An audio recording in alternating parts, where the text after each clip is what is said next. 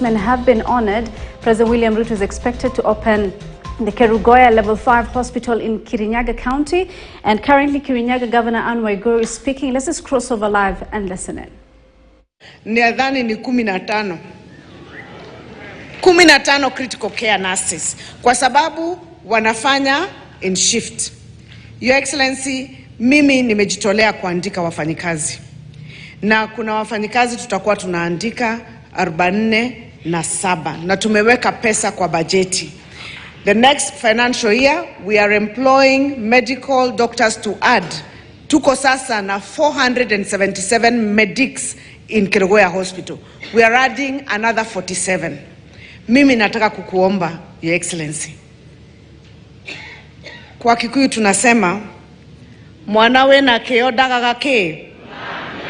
Mwanawe na keodaga gake. Yani mtoto ambaye anajitolea sana hawezi kosa mtu wa kumuosha.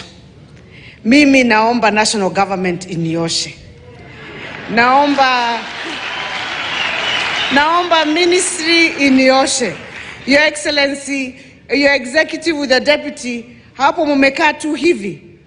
Mnaweza tuosha sisi tukue huko kwa hospitali tupate hao 47 additional doctors and the additional equipment that we need for the cancer center.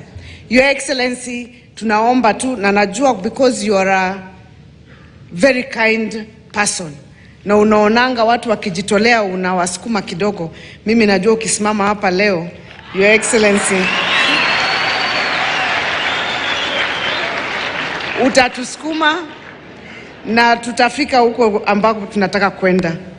Your Excellency, nimejenga hiyo hospitali na county executive, na tumejenga hiyo hospitali painstakingly, and before I sit down, Your Excellency, even